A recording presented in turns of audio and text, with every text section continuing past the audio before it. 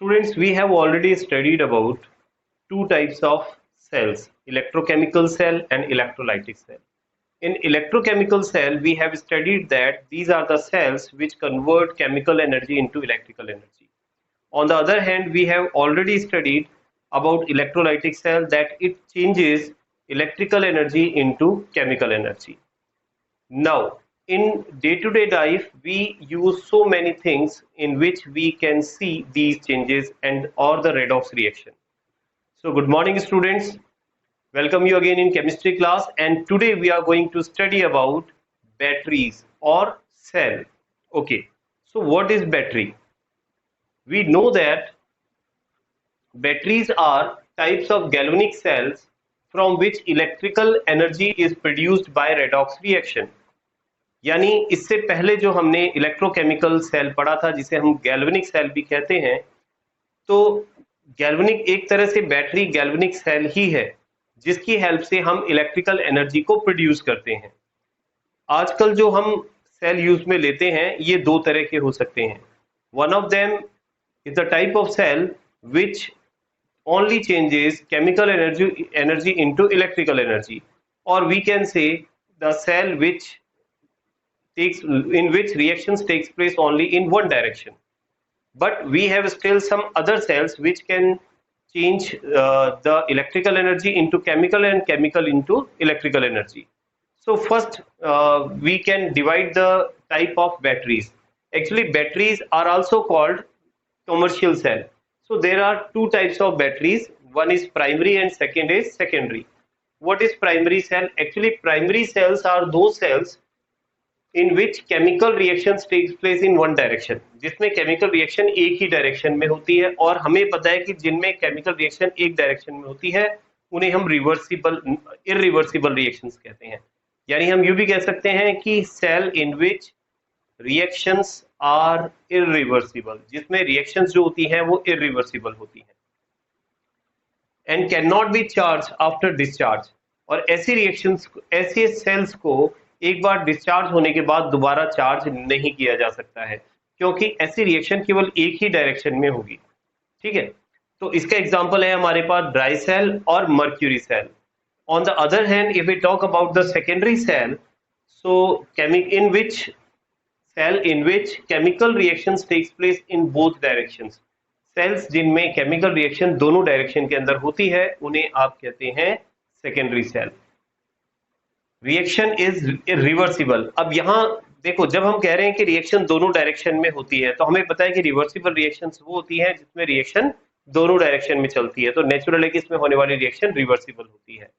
अब ऐसी रिएक्शन में अगर फॉरवर्ड रिएक्शन के अंदर वो डिस्चार्ज हो रही है और उसे बैकवर्ड रिएक्शन कराया जाए तो इसका मतलब वापस चार्ज हो जाएगी। तो ऐसी रिएक्शन, ऐसे सेल्स को एक बार डिस्चार्ज होने के बाद दोबारा से चार्ज किया जा सकता है। For example, lead storage cell and nickel cadmium cell, जिसके बारे में हम अभी बात करेंगे। लेकिन उससे पहले हम बात करेंगे प्राइमरी सेल्स की। तो प्राइमरी सेल्स में जैसा हमने कहा कि हमारे पास दो तरह के सेल हैं, dry cell and mercury cell. तो ड्राई सेल किस तरह का होता है हम इसे देखेंगे और इसका यूज भी देखेंगे, इसमें होने वाली रिएक्शन देखेंगे। देखिए, यहाँ मैंने ड्राई सेल का एक डायग्राम ड्रॉ किया है। इस ड्राई सेल के अंदर आप देख सकते हैं कि the outer surface is made up of zinc layer. ये जिंक लेयर का बना हुआ है इसका आउटर सरफेस। इसके अलावा it has a graphite electrode, इसमें एक ग्रेफाइट का इलेक्ट्रोड है। Okay, and this graphite electrode act as cathode. ये ग्रेफाइट का जो इलेक्ट्रोड है ये कैथोड की तरह वर्क करेगा, वाइल जो जिंक है आपके पास में ये एनोड का वर्क करेगा। इसके अलावा हमने यहाँ पर एक पोरस बैग लगाया हुआ है। Here you can see this is a porous pouch और बैग। ठीक है, इस पोरस बैग के अंदर की तरफ, inside the porous bag we have MnO2 plus C, carbon और MnO2 का मिक्सचर हमने यहाँ पर फिल किया हुआ है।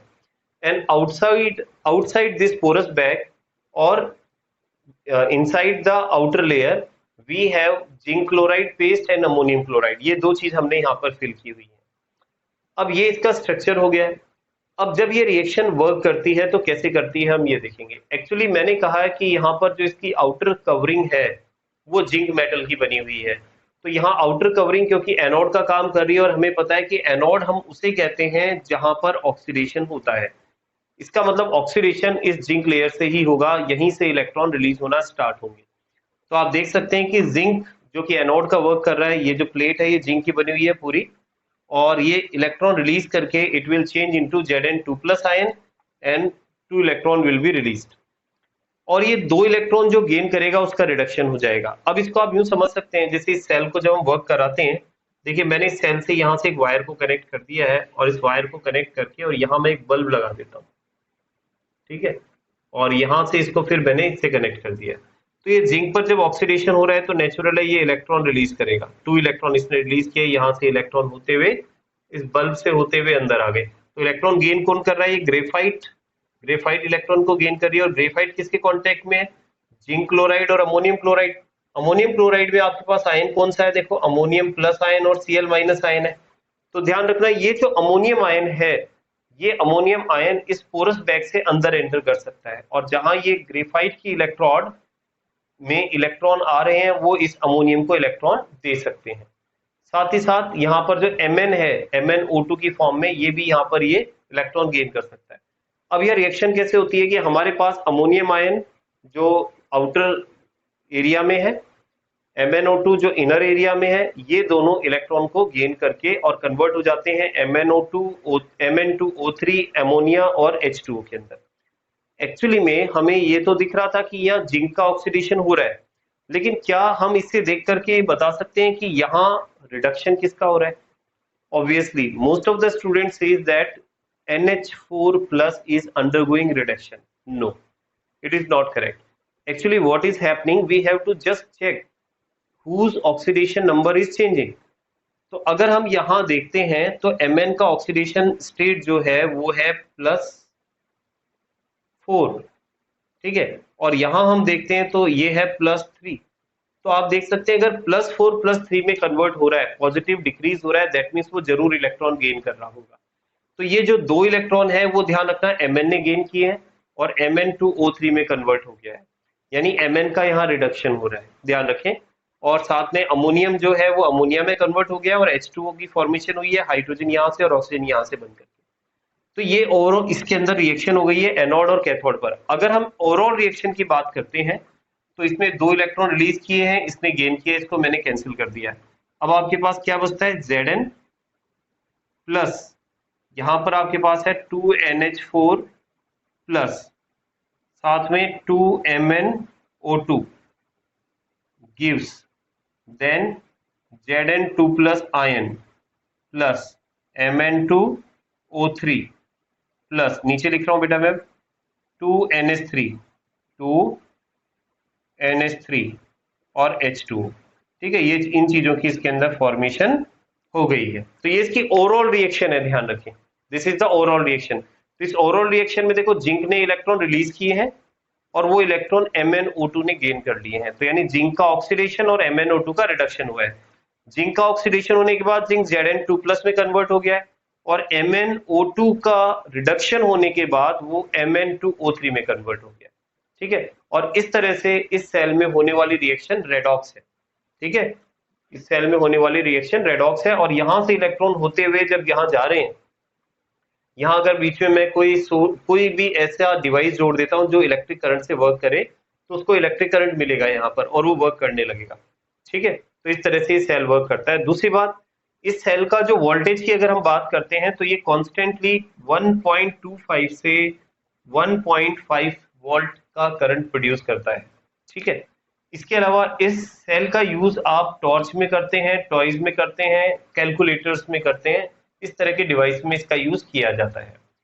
इस सेल के साथ एक प्रॉब्लम होती है, इस सेल के साथ प्रॉब्लम ये होती है कि इस सेल में बनने वाला जो बाय प्रोडक्ट होता है, समझना मेरी बात को ध्यान से, इस सेल में बनने वाला जो बाय प्रोडक्ट होता है, वो बाय प्रोडक्ट जो है, एक तो खास करके हम इसमें बात करें अमोनियम की, है ना, NH4+, यस, NH4+, ये NH4+ और जो Zn बन रहा है, ठीक है, तो यहां पर ये मिलकर के एक कॉम्प्लेक्स की फॉर्मेशन करते हैं, Zn NH3 होल ट्वाइस 2+, ठीक है।